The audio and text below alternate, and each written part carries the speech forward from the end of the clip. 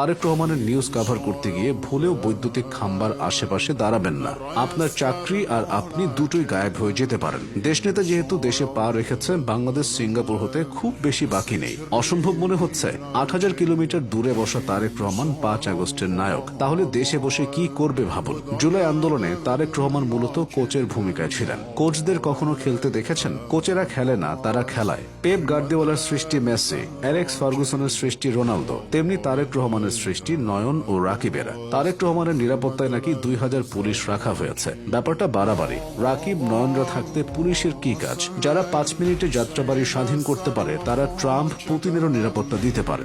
ফেরা যাক স্বদেশ প্রত্যাবর্তনের ব্যাপারে। সব প্রত্যাবর্তন কিন্তু সুখের হয় না। বিশ্বাস না হলে গোলাম আজমকে দেখেন। স্বাধীনতার ঠিক আগে দেশ ছেড়ে যাওয়া গোলাম আজম ১৯৭৮ সালে দেশে ফিরলেও দলীয় অনুষ্ঠানের বাইরে তেমন একটা বের হতেন না। তবে ১৯৮১ সালে গোলাম আজম প্রকাশ্যে আসলে তাকে চপ্পল দিয়ে আপ্যায়ন করা হয়েছিল।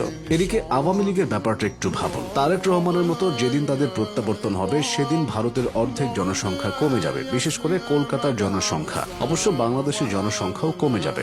জুলাই আন্দোলনকারীরা যারা যার অবস্থান থেকে পরিমরি করে পালাবে, সেসব অনেক পরের ব্যাপার। আপাতত দেশ নেতার প্রত্যাবর্তনের ঠেলা উপভোগ করুন। শেষ করছে দেশ নেতার স্লোগানে, দিল্লি নয়, পিন্ডি নয়, নয় অন্য কোনো এলাকা, সবার আগে